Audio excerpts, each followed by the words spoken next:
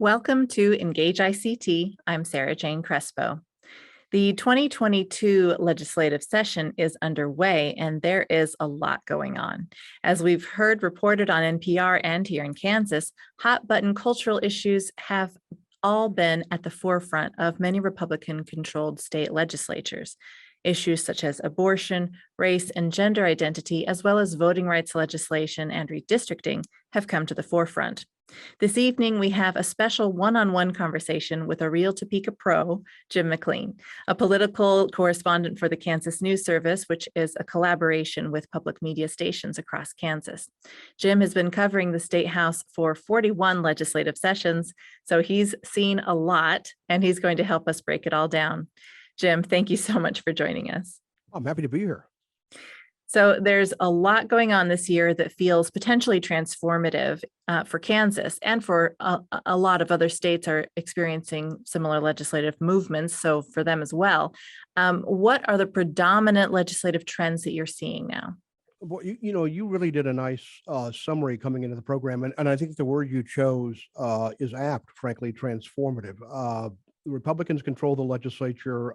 They have supermajorities in both the House and the Senate here. Of course, we have Democratic Governor Laura Kelly, and she is at odds pretty frequently with this legislature. But Republicans have these majorities, and frankly, they want to do something with them, and they're in a hurry to get it done. So you're right. A lot of cultural issues have come to the fore. Kansas has a lot of money right now, about $3 billion in excess revenue. So there's a lot of built up desire to spend that money, tax cuts versus squirreling it away for the future, all kinds of things. So those are big issues. And then those hot button issues from, the parental rights bill, right on down through the gender issue bills. Those are all very much at the top of the list of what's going on here. So if you could kind of drill down on a couple of those issues, what do you think are just the most important ones for Kansans right now? Well, it depends on your perspective. If you're a taxpayer, and we true. all are, well, there are quite a few bills having to do with taxes. The big one, of course, Governor Laura Kelly proposed. She wants to zero out the state sales tax on food. And by food, I mean groceries, essentially. And she has made that a cornerstone of her final legislative session heading into her reelection campaign. And she was, in fact, in Wichita today, I believe, at a food bank there, essentially proselytizing and campaigning for that issue. I followed her around a food bank here in Topeka, so she's making the rounds, and she wants to zero it out immediately, and that would cost roughly $500 million a year in state revenue. Well, there's a bill in the House today that is being heard in the House committee today that's kind of a compromise bill. We can talk about that more in detail later. All kinds of property tax breaks for senior citizens or elders or people over the age of 65, people my age, are in the mix here as well. So aside from those tax issues, of course, the social hot button issues, the parental bill of rights, the bill that would give parents all kinds of authority, essentially, to oversee their children's education, up to the right to protest a lot of teaching materials, books in the library, all kinds of things. That's been a very, very big issue as well. And then there's a lot of talk about elections and how to keep them secure. And people, of course, have differing points of view on all that. So, and then there are lots of little bills here and there that I hope we can get to tonight too, because as you said, some of them are pretty far reaching in terms of the legislature reaching down and saying to cities and counties, you may want to do something like ban plastic bags and what they call single service food containers. But we as a legislature aren't going to let you do that. So we're going to pass a bill that says you can't do that. There are a couple of examples of stuff like that going on here too. On the effort by Governor Kelly to eliminate the sales food tax, what are the chances of that, of her making that happen? Well, I think the chances are good that something significant, substantial is going to happen on the food sales tax. I don't think she's going to get her ticket to zero right now done. I think what's going to happen is something more of a compromise. The bill they're discussing today would cut it roughly in half by July, and then it would ratchet it down by about 1% or 2% over the next couple of years until it got to zero, if the state has enough money. And so I think the compromise is going to end up something in that realm. The governor has said over and over again, she doesn't want Republicans attacking a bunch of other tax cuts onto it. And so far, the bill that they're discussing today doesn't do that. It just fiddles around with how quickly you want to do away with the food sales tax. Thank you. I do want to remind listeners and viewers that if you are watching this on Facebook Live, you can put your questions into the comment section on Facebook. If you're watching on engageict.org, you can send us an email at info@kmuw.org if you'd like me to ask your question to Jim. Is it inappropriate, sir, if I drink coffee during this? Oh, no, go ahead. Hydrate yourself or caffeinate yourself, whatever you need. Both, yeah. So one big topic of discussion, you kind of hinted at this. This is among parents Right. for essentially the question of what are our children being taught in school and having more control over that. I'd like for us to listen to Wichita Pastor Robert Johnson, who spoke at a rally staged by opponents of the so-called Parents' Bill of Rights. Let's play that cut, Jim. We're not asking for a Black history. We're not asking for a Native American history. Teach the comprehensive American story so that we can have a better understanding of who we are, where we've come from, and hopefully where we're going. Now, can you explain what this bill is, maybe put that quote into context and what the chances of this bill passing are? Yeah, first of all, I'm sorry for the poor audio quality there, but that was at a rally in the State House Rotunda, and as you can imagine, it's pretty echoey. Well, this bill is so multifaceted, and you have an expert on hand there in Suzanne Perez. She really knows a lot about this bill and is considered, I mean, she's done a lot of national reporting on it as well. But at the heart of it, critical race theory does come into it, frankly. And of course, this is an issue all over the country. A lot of people do not want their children taught things that are contrary to their worldview, whether it's race or sexuality, any number of things. And so Republicans in the Kansas legislature decided that it could be a bridge too far to essentially, as some other states have done, ban the teaching of critical race theory or anything akin to it. So what they have done now is they want to open up the curriculum of public schools, for parental inspection. And so really at the heart of this bill, it would require lesson plans and teaching materials to be posted online, easily accessible by parents. It would allow parents to inspect all those teaching materials, as well as books in the library, as well as tests. They'd have to justify the tests that are being given to students. And it would give these parents essentially a pathway to object when they saw something that was objectionable. And so that's at the heart of the bill. It also gets into whether or not children should be vaccinated when they attend school and things like that. So there's a lot of social kind of culture war issues packed into it. I can see, as a parent, it seems like it might be kind of a good thing to be able to know what your child is being taught. But I'm wondering how much more or how labor intensive that would probably be. Who would do the work of making all that information available at a time when our school systems are underfunded already? Is there any knowledge or thinking in how that would be done if that were to pass? Well, teachers have major objections to this bill, as do school administrators. They say it would be, they're not even sure exactly, but they say it would be immensely costly, could be, to comply with this bill. And teachers say, listen, if you're a parent of a kid and you want to know what your child is being taught in school, all you have to do is ask. I mean, that information is pretty much readily available. But what this gives a very formal pathway for parents to essentially, as the bill states, direct the education of their children. They don't want the education to be directed by the teachers and the school administrators. They want to direct that education. And so there would be a lot of administrative burdens attendant to this, I think. And there's been an awful lot of talk about how discouraging this would be to teachers who would feel mistrusted. And already there's a lot of teachers who've had to go through this COVID-19, all the protocols and the isolation and the remote teaching and everything else, already pretty frustrated, already feeling many of them underpaid. And if you pile this on top of it, there's a lot of speculation about how many teachers we might lose. Yeah. Well, thank you. There's been discussion for a few years now on regarding transgender legislation. This has been in the conversation for a little while now, and especially of transgender students.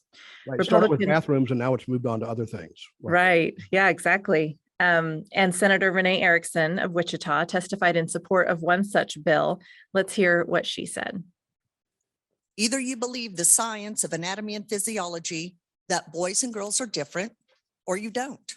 Either you believe these differences give boys an athletic competitive advantage, especially when it comes to strength and speed, or you don't. Okay, that's the bill she's talking about. There is one that she is very much in favor of that would essentially ban trans athletes from participating in girls and women's athletic events from the grade school to the high school, all the way up to the collegiate level in Kansas. And if this passes, Mhm. the impact of this, I mean, I don't know if there's more to it than more to the impact that you would foresee there, but it would just prohibit students all up and down from. There's been a lot of participating if they're controversy trans. about the swimmer in Pennsylvania who's swimming from the University of Pennsylvania. The argument is that people who are transitioning, former male athletes who are transitioning and are just physically superior in some ways athletically, and so that's at the surface level. But a lot of people see a lot more in this bill than that. The day that the hearing was held, the day that Senator Erickson testified, the audience was just full of parents of trans children and the children themselves, and they see this as just another attack on them, another way of saying, listen, you're not welcome here. We don't want you here. We don't want you participating in sports. So they see it. It goes far beyond the athletic field in terms of the way they see it. It's just one more attack on who they are. So of course, it's very controversial. And the last time that a similar bill went through, Governor Kelly vetoed it. Could she veto this one if it passes? And then if so, would Republican lawmakers have the votes to override her veto? Good question. Yeah, yes, she certainly could veto it. I would expect that she would if it does reach her desk. It's always an open question as to whether or not the votes are there to sustain or override a gubernatorial veto. But as I mentioned before, Republicans have pretty close to 2/3 majorities in both the House and Senate. And so we saw this on redistricting, which we'll talk about later, but if all the Republicans vote in lockstep, conceivably they could override a gubernatorial veto. But I would not expect that to be the case on a bill like this. I think there are a lot of people with middle of the road divergent opinions on this. And so if the governor vetoes this bill, I don't know where I would put the chances of it being overridden, but I would put her chances at being sustained fairly high, I think. I'm curious to understand more about how those votes occur to override a veto, for example. Yeah. If there is a group of Republican lawmakers who are maybe on the fence about it, I don't know. I guess I don't know how it works. Do they only have, I don't know. I mean, I'm sure they don't only have a certain number of votes, yes or no, to give, but why wouldn't they just go ahead and vote for it? Like what's on, do you know what I'm trying to say? Like, why wouldn't they go ahead and vote with their party? Is there that much divergence in their thinking? There's not as much divergence as there used to be. When I started covering this building 40 years ago, Kansas essentially had three political parties. They had moderate Republicans who essentially ruled the state for many, many, many decades. They had Democrats who had many more seats in the legislature than they do now. And then they had kind of an insurgent, emergent group of conservative Republicans. Well, that what was once an insurgency now controls the Republican Party in Kansas and elsewhere. And so there are fewer and fewer quote unquote moderate Republicans in the Kansas legislature, people who conceivably would not have approved of some of these bills that are really aimed at social issues. And so there is not a lot of divergence, but we saw even on the redistricting vote, Governor Kelly vetoed the first congressional redistricting map. And on the initial time that the Senate attempted to override her, they lost 3 of the chamber's Republicans and they failed. So the Senate president had to exact some discipline. And then they came back a day or so later and voted again, and they overrode her veto. But it's never a sure thing. There's a lot of pressure. They get pressure from constituents. They get pressure from their party leaders. They get pressure from all kinds of places. particularly when it comes to some of these really far-reaching issues. Constitutional amendments would be a good example of that, and there are several of those pending in the legislature this year as well. So the Senate leaders can say, oh, we didn't get the number of votes that we wanted. We're going to do this over again. It's not that simple. How does that Well, work? Well, it gets pretty complicated sometimes. What has to happen, somebody who really wants to vote to override has to vote to sustain. So they then can make a motion, having voted on the prevailing side, i.e. the side that won, I make a motion to reconsider our earlier action. And so they have a lot of gamesmanship. And frankly, it gets very entertaining around here because sometimes when leaders aren't sure they have the votes, what they'll do is a couple of legislators will hide out someplace in the building or at a local restaurant or something and be purposefully gone so that the leadership can call what they say is a call of the House. They shut the doors, they don't lock them anymore, but members are supposed to stay in their seats and sit there until they can retrieve the missing members to come back and vote. It's really pretty entertaining. They have to raise their hands to go to the bathroom. It's like going back to kindergarten. But those members are purposely gone. And then once the leaders, they're on the phone, jawboning, negotiating, pressuring. And if they conclude they've got the votes, then they lift the call. And if they conclude that it's futile to go on any longer, then they will lift the call and just live with the results. But sometimes those things can go on for hours. Wow, that's interesting. It's entertaining to those of us who really get into this kind of stuff, but I can imagine not so much for regular people. Now, yesterday, Colorado's House passed a pro-abortion bill, which doesn't seem to be where things are headed in neighboring states such as Kansas. Nope. And meanwhile, Idaho just passed a bill similar to the one in Texas, which prohibits abortions after about 6 weeks. What is going on here with women's reproductive rights? Well, first things first, abortion has been a huge issue in this state ever since the Summer of Mercy protests in Wichita that really gave, essentially allowed the conservative wing of the Republican Party to take over the political apparatus of the party, starting in Sedgwick County and then moving on to the rest of the state. But right now, most of the action relative to abortion in Kansas is focused on this constitutional amendment that'll be on the ballot in the August primary. And that's an amendment that essentially repudiates attempts to reverse a recent Kansas Supreme Court ruling in which the court found that there was a similar right to abortion in the Kansas Bill of Rights as exists in the U.S. Constitution. And so the amendment would essentially say, no, the court is wrong. There is no such right in the Kansas Constitution because we're putting this amendment into the Constitution to prove it. And so that's really where the action on abortion is in Kansas right now. Now, if that constitutional amendment passes, and because it's on the August primary ballot, not on the November general election ballot, that increases its likelihood of passing, frankly, because fewer people vote and the people who do vote are more partisan. Then they'll probably move on to other things, particularly as all these other states now, in the wake of recent Supreme Court rulings and what they see as the handwriting on the wall in terms of what the U.S. Supreme Court will do on the issue, Kansas may follow suit. But first things first, they need to get this amendment to the Constitution approved by the voters. And that's this August. That's correct. Mm-hmm. Do you know when the Supreme Court will be? I feel like it's June or July when the Supreme Court will be discussing Roe U.S. v. Supreme Wade? Court?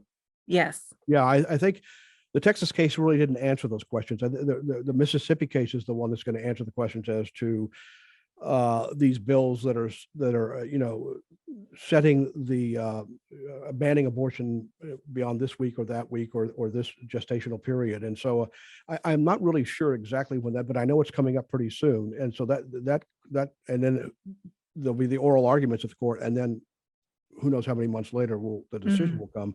But there's a lot of anticipation that this court will in some measure reverse, if not all the way, parts of Roe v. Wade.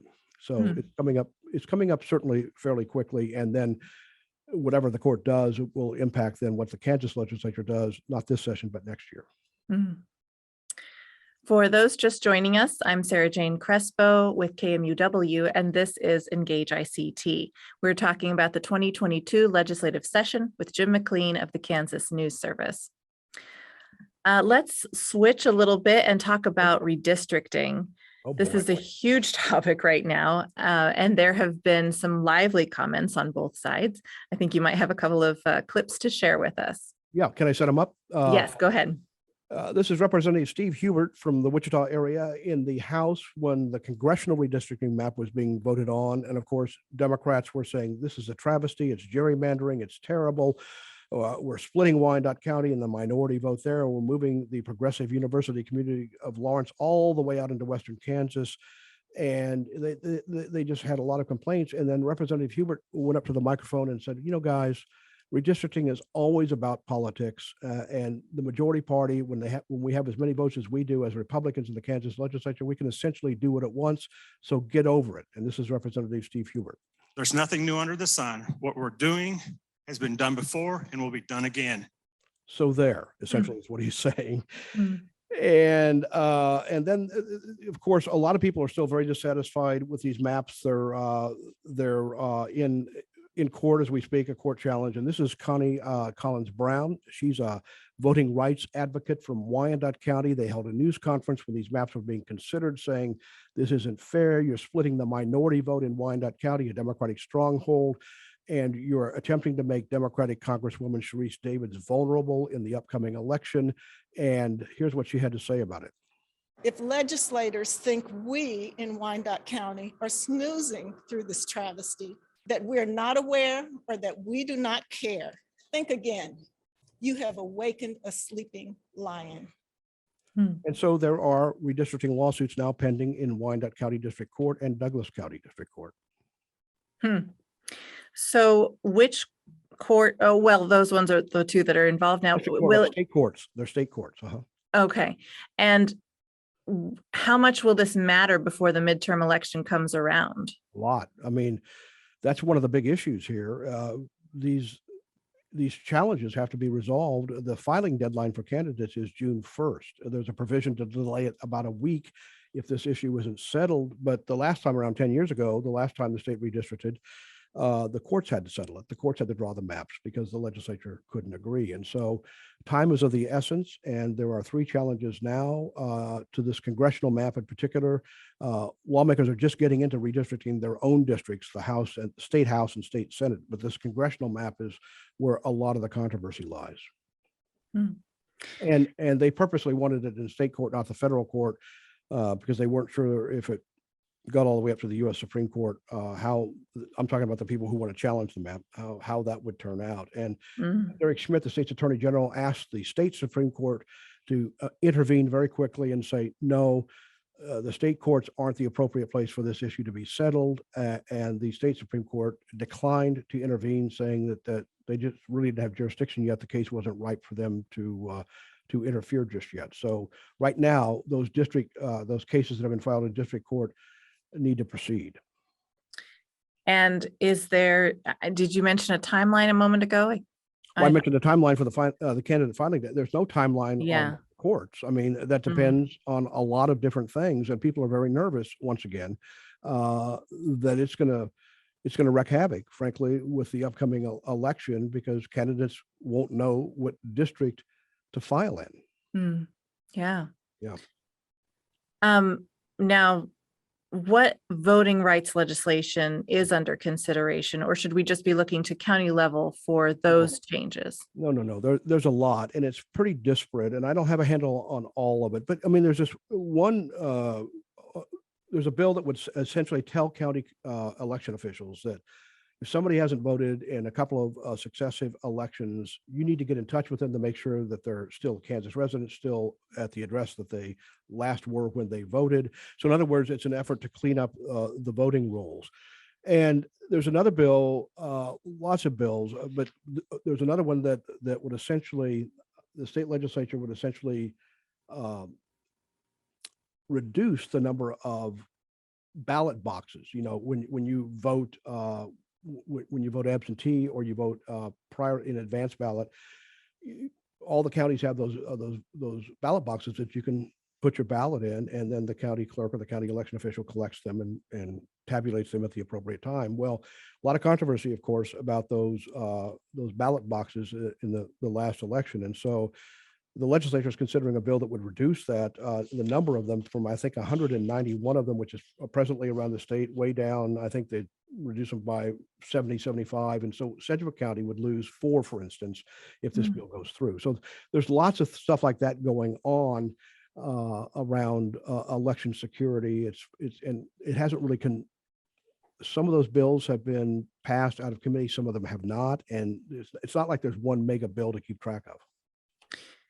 I know you just said that you aren't you aren't on top of all of those different pieces, but do you know what for example, what the argument is for reducing the number of ballot boxes? I mean, Yeah, one of the arguments is, one, there was controversy in the last election, so we need to do something. That's one argument, as salient as it is. The other argument is, if you have a lot of them, it's really hard to police them, to keep track of them, to make sure that they're secure, to make sure people aren't stuffing them or whatever. And so that's the most salient argument, is that they just want to make sure election officials at the county level are on top of their game and are doing everything they can to make the elections as secure as they can be. And so they want to reduce the number of these ballot boxes to make sure that they can be monitored. rather than hiring more ballot workers, reduce the number of ballot boxes. Right. And all over the country, there are all kinds of controversies about, allowing people on the premises when people vote, poll watchers, of very partisan poll watchers, to make sure that all the rules are being followed. And conceivably, those people could be intimidating voters. I mean, there's really a lot of stuff going on across the country. Kansas, by no means, we're not really the most aggressive state in that regard, for sure. But there is stuff going on here as well. Well, I'm sure you'll be keeping an eye on that. I need to pay some more attention to that, don't I? I think it's pretty important. Now, we are trying to cover a lot of cultural hot button issues this evening. And while we're doing that, of course, plastic bags might not seem to fit the bill immediately, but climate change is definitely a big deal right now, of course. So you have something from Sierra Club lobbyist Zach Pistorius speaking against one such bill. Let's listen to that audio. Okay. I can talk a lot about how plastic has tarnished our landscapes in Kansas, our roadways, but I really think that this bill is more about democracy. Yeah, as you mentioned, that's Zach Pistorius. He's with the Kansas Sierra Club. And to put that in context, I mentioned this earlier, but I think it does apply to Wichita, because I know that Wichita is one of the communities in the state that is considering some kind of ban on plastic bags, or what they call single-use containers, the stuff that just litters everywhere and, it doesn't degrade. You put it in landfills and 500 years later, it's still there. In any event, Wichita, several communities in Johnson County and others across the state are considering doing something about this. And the legislature, at the behest of the business community, which thinks it would be too expensive if we had one kind of rule here and a different kind of rule there, the business community wants them to pass a bill that would essentially prohibit cities and counties from enacting any ordinances to control this kind of waste. And so that's what Zach Pistorius was testifying on, that bill. And that bill is currently on the move, and it's out of committee and up for debate potentially any day now. So this is. He says it's a democracy issue. In other words, we're telling cities and counties, if voters in Wichita, if the citizens of Wichita want something done, and they go to the city commission or the county commission, Sedgwick County Commission, and the city and the county commissioners now just have to kind of shrug their shoulders and say, "Hey, legislature told us we can't do anything about it." That's really interesting. So, what do you think the odds are of this passing, banning of plastic bags? Oh boy, pretty good, I think. I mean, the Kansas Chamber of Commerce is behind it, and in the Federation of Independent Businesses, they're behind it. So anytime the business community coalesces behind something like this, lawmakers pay attention to it. There are some people and some moderate Republicans from Riley County and elsewhere who are objecting to, they're using the argument of home rule. The Kansas constitutional amendment many years ago gave communities home rule, and Republicans talk about all the time respecting home rule, that the government that governs closest to the people is the best. And here they are, kind of essentially setting that aside for the moment because some interest groups want a statewide policy that doesn't confuse things for them. Do you have any idea of how much more expensive it would be for these different communities to be banning plastic bags? Like what is the impact for these businesses really? You know, I couldn't put a figure on it, but let's just say I run a fast food restaurant that maybe it's not a McDonald's, but maybe that I have a dozen franchises across the state of Kansas. Pretty good sized business, right? And if I have to have different cups and different containers in Wichita than I do in the Salina, there's obviously going to be an expense related to that. And the business lobbyists are saying that's ultimately going to get passed along to the consumers. And then the people like Zach on the other side were saying, hey, well, but maybe consumers wouldn't mind paying a few cents more, not to see so much litter and not to see their landfills chocked full of this stuff that doesn't degrade and eventually make its way all the way from Kansas into the Pacific Ocean. But so there would be a cost to it for sure. I mean, that's not a specious argument. There would be a cost, but how much? I don't know. Businesses can be pretty nimble and can react to these things because it's not the first time they would have had to respect different rules in different communities. And this is a little unrelated, but what is going on now with the incentive package that Lieutenant Governor David Toland is working on? Well, the incentive package, there's this big company, mystery company. There's been a lot of speculation that it's a battery plant, a plant that'll make batteries for electric cars that is wanting to locate in one of two places, either Kansas or another state. It's been reported Oklahoma is the other state under consideration. And Kansas, according to Secretary Toland, who's also the lieutenant governor of the state, and also according to the governor, did not have a competitive incentive package. And so they built a new one that's richer than any incentive package the state has ever offered before. And they made the offer to this company, and the company was supposed to make a decision by right about now. And I just texted the Commerce Secretary the other day to say, when is that decision coming?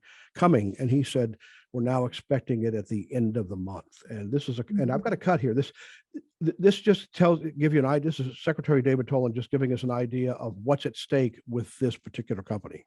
It's a $4 billion investment in a 3 million square foot advanced manufacturing facility that would employ 4,000 people. There you go. And if this company should locate here, we're assured that a lot of the companies that supply it would also locate facilities here. And so the number of jobs created could climb well above 10,000 in the final analysis. And so Republicans and Democrats, it was a bipartisan vote for this incentive package. A lot of questions about it. You know, we're giving it to a company, we don't even know the name of the company, blah, blah, blah. But in the end, some lawmakers do know what company it is, but they had to sign non-disclosure act, so they can't say. But they say, having seen the particulars, they say it would be well worth it if this company would decide to locate in Kansas. Interesting. And when will we know more about the incentives that they're offering or trying to offer? Well, if the company decides to locate here. Oh, that's but they have to do certain things to qualify for these tax breaks, and they get tax breaks based on the amount of money they spend training workers. They get tax breaks for simply making the investment in the plant itself. And so there are all kinds of things that are contingent upon the company keeping its promises once it gets here. But potentially over several years, it could end up being more than $1 billion in incentives if the company does everything it says it's going to do. Wow. Yeah. So just to wrap up here, will you share with us anything else that you can think of that's kind of going on at the legislature that we should know about? Anything kind of flying under the... I'll tell you one thing. We've covered the waterfront here. It's an election year. So these legislators, most of them, some senators won't be, but most of the legislature will be up for re-election. The governor's running for re-election, probably against Attorney General Derek Schmidt, who's the odds-on favorite to win the Republican nomination for governor. That will be an interesting race. But there also could be maybe a record number of constitutional amendments on the ballot that I think really people should be focusing in on. One of them would change the way in which Supreme Court justices are picked in Kansas. Right now, there's a special committee that recommends a slate of candidates to the governor. The governor picks from that slate and they go onto the bench. That's only for the Supreme Court. There's a bill that would that would put them on the ballot and elect Supreme Court justices directly from the voters. If that doesn't work, there's another constitutional amendment that would allow the governor to continue appointing them, but they would be then have to be confirmed by the state Senate, which is not the case now. And then there's a constitutional amendment that would require every county in the state to have an elected sheriff. And then there's there was a constitutional amendment that would give the legislature the power to essentially rescind rules and regulations imposed by the executive branch. That's kind of been put on hold because it didn't get the 2/3 majority it needed in the House. But my point is, voters beware. I mean, when you go to the ballot, when you go to vote in August and then again in November, there could be a record number of proposed constitutional changes that you'll need to help decide. But definitely voters should mark their calendars for the August primary to go ahead and vote there as well as in November. Absolutely. Thank you so much, Jim, for such an interesting conversation. I hope it appreciate was your time. interesting. Oh, yeah, absolutely. You never know, right? But I mean, this is important stuff, and there's so much going on. It's really hard to summarize it. But I would encourage people to keep listening to KMUW. I'm not the only one covering these things. I mean, as I mentioned, Suzanne Perez in your shop is doing a great job covering those education issues, and we have several other reporters that are paying attention to various things here and various facets of things. And we're doing our best to keep you up to date so that you can make informed decisions. But I appreciate the opportunity to talk about it. Absolutely. I mean, I think this conversation just highlights so well how impactful what happens in our state is as compared, people pay attention to the federal level mostly. That's right. And people can get in the cars in Wichita and come up here and participate and show up at a committee hearing. And it really, I mean, that's one of the things that I've lived in Kansas for many, many years, and I've traveled every nook and cranny of the state.